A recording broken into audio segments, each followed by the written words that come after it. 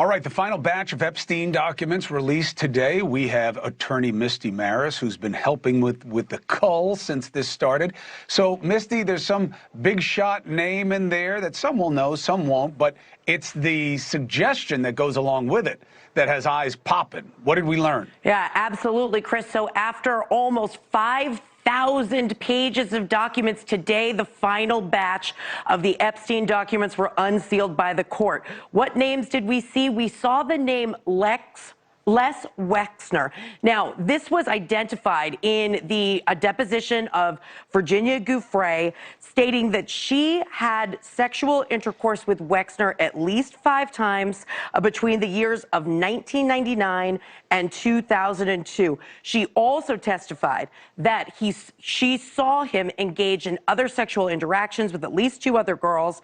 And, you know, Chris, this is relevant, and it's because there's not a tenuous connection between Les Wexner and Epstein. So who is Les Wexner, right? He's a billionaire. He built a retail empire, bought Victoria's Secret in 1982, expanded it into L Brands. This is Abercrombie and Fitch, Bath and Body Works, you know, these huge name companies.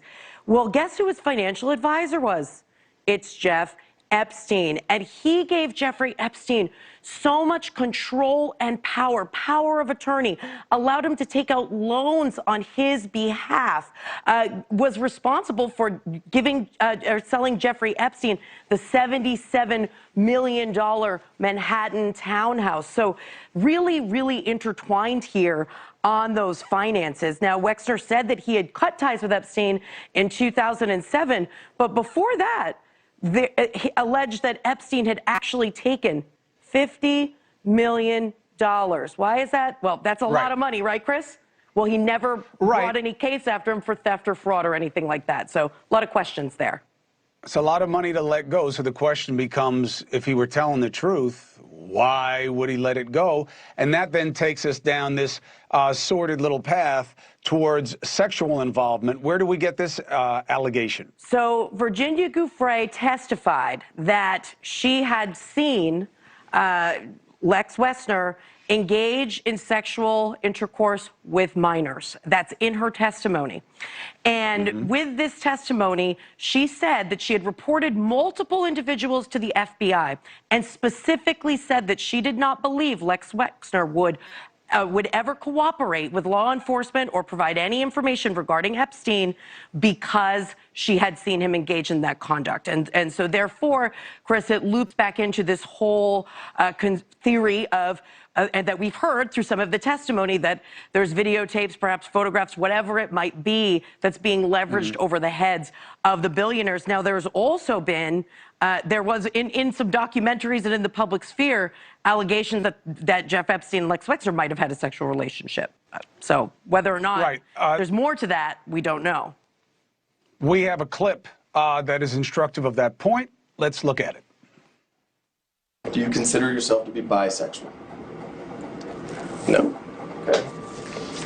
In any event, you did develop a sexual relationship with Leslie Wexner at some point in time. Is that true? No. Epstein told me how he planned to manipulate and control Leslie Wexner's fortune of billions of dollars so that Jeffrey Epstein could invest and make substantial income.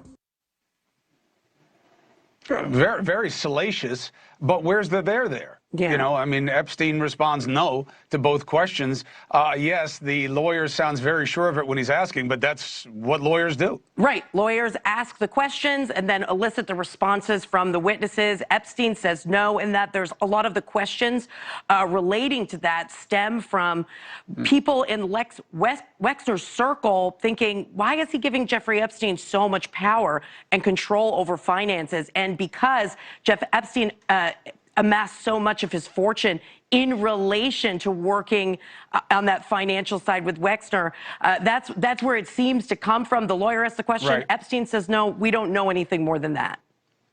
Had you ever heard or seen anything material to the point of whether Epstein was involved with males and females? I have not seen anything material. All I have seen is some of the questions that were elicited in the course of some of these depositions and what we've seen play out in the media in these documentaries.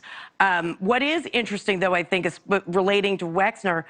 This resulted, his relationship with Epstein, although he did officially sever ties with him in 2007, in 2019, when a lot of this came to light with Epstein and all of that, he stepped down from his executive role at the company that he founded and was the subject of a shareholder derivative suit, partially relating to his relationship with Epstein. And those documents say he knew or should have known and was involved in some of the salacious situations that we've seen play out in the Epstein saga. So what that means, we don't know. We're just taking the deposition testimony. We're taking all of the documents from these cases, and we're trying to put together the pieces, Chris. Wexner's still alive. He's 80-something years old. I don't know where his level of cogency is, but you know, you got to wonder whether or not they spoke to him about this. We haven't seen anything in the documents. We have not, but what we did see was, at the very least, Gouffre stating in her deposition, so testifying that he was one of the names that she brought to the FBI. So they have the name. Again, it kind of feeds, it feeds this speculation. How do you not talk to this guy? You know, if they're, you know, because what are people worried about?